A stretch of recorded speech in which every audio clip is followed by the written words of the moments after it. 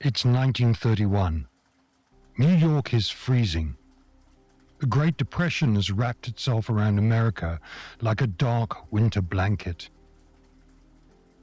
Banks are collapsing. Proud businessmen are selling apples on street corners.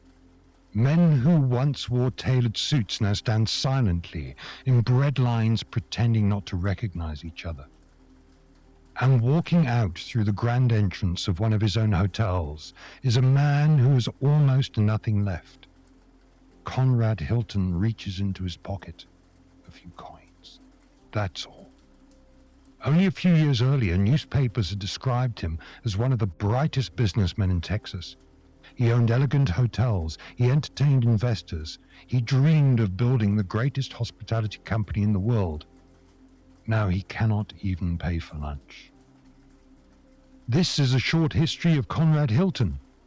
According to stories from that period, Hilton became so desperate that he once borrowed money from one of his own employees just to survive another day. Imagine that, the owner borrowing money from the staff.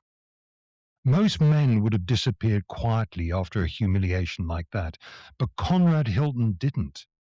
And perhaps that is why his story still matters today. Because the Hilton empire was not built during success, it was built during collapse. To understand Conrad Hilton, you have to travel back to the American frontier. Christmas Day, 1887, San Antonio, New Mexico Territory. At the time, New Mexico was not even a state yet. America still felt unfinished, dusty, rough, and uncertain. His father, Augustus Hilton, was a Norwegian immigrant who ran a small general store. The family lived upstairs while travelers, miners, salesmen, and cowboys passed constantly through the building below.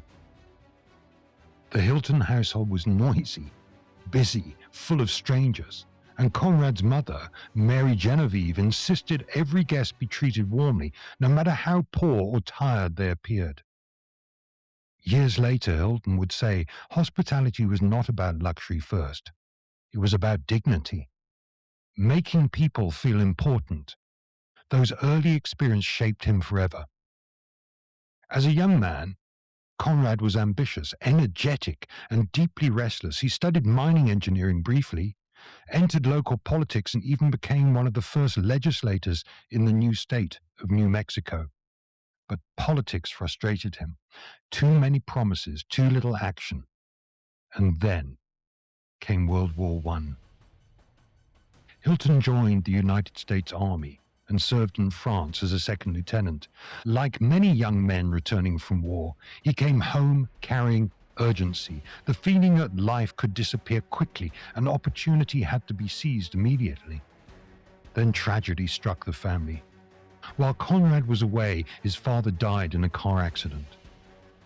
Suddenly, the responsibility of helping support the family fell heavily onto him.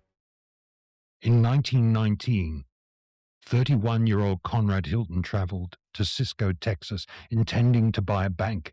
Instead, fate pushed him towards a hotel. The Mobley Hotel was noisy, overcrowded, and chaotic. Texas oil workers rented beds and shifts because demand was so intense. Rooms were occupied nearly 24 hours a day. Most people saw disorder, but Hilton saw opportunity. He bought the hotel almost immediately, and from the beginning, he thought differently. He rented lobby space to barbers and small shops. He focused obsessively on efficiency. He understood something revolutionary at the time. Hotels were not simply buildings, you see. They were systems, machines of movement, comfort, and human interaction. Throughout the Roaring Twenties, Hilton expanded rapidly across Texas, Dallas, Waco, Fort Worth. One property became several. He worked relentlessly and sometimes obsessively. Friends later described him as a charming visionary, but also consumed by ambition, and his personal life often reflected that tension. Hilton married his first wife, Mary Adelaide Barron, in 1925. They had 3 sons together, but the marriage struggled under the pressure of Conrad's endless travel and work. He was rarely still. rarely fully present. Hotels became his true obsession. Eventually, the marriage ended in divorce, and then, just as his business empire seemed unstoppable, came the crash. October 1929. The stock market collapsed. America plunged into the Great Depression. Suddenly, hotels emptied. Banks called in loans. Wealth vanished almost overnight.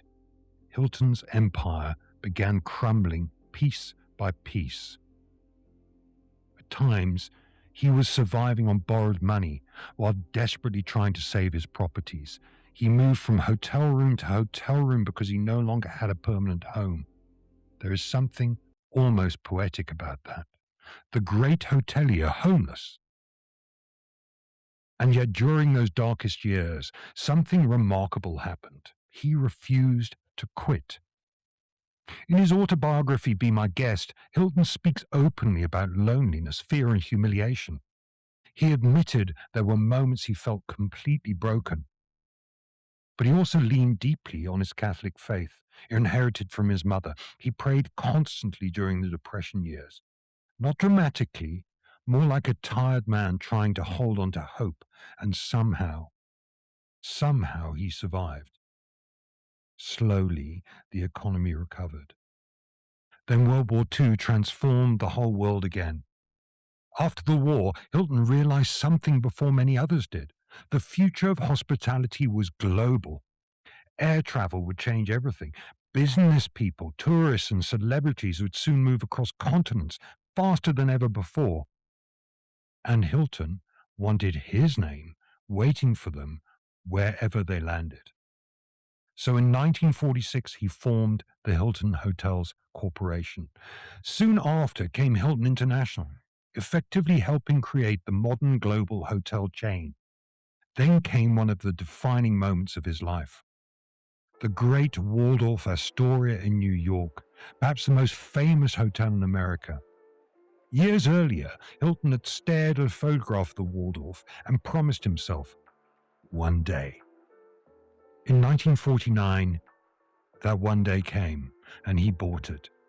For Conrad Hilton, this was not simply a business transaction, it was a personal victory. But while his business life soared, his personal life remained complicated. In 1942, he married the glamorous actress Zsa Gabor. Their relationship attracted enormous media attention. Hollywood glamour met business empire. But behind the headlines, the marriage was deeply unhappy. Gabor later described Hilton as controlling and emotionally distant. Hilton, meanwhile, remained consumed by work. They divorced after only a few years and had one daughter together, Francesca Hilton. Perhaps the saddest part of Conrad Hilton's story is that while he spent his life creating spaces where strangers could feel at home, he often struggled to find peace in his own personal relationships. Yet professionally, his achievements became extraordinary. Hilton pioneered many concepts modern travelers now take for granted: central reservation systems, standardized service across hotels, airport hotels, international branding. The idea that a guest could arrive in a completely different country and still experience familiar comfort. By the 1950s and 60s, the Hilton name had become synonymous with modern travel itself. Presidents stayed there, celebrities stayed there, royalty stayed there, and Conrad Hilton became one of the most famous businessmen in the world. But reading Be My Guest, what strikes me most was that Hilton never sounds obsessed with money. He sounds obsessed with possibility, movement, optimism, welcome.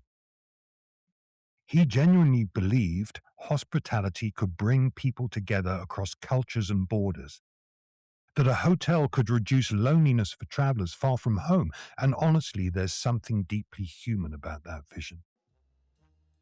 When Conrad Hilton died in 1979 at the age of 91, he left behind one of the most recognized names on earth.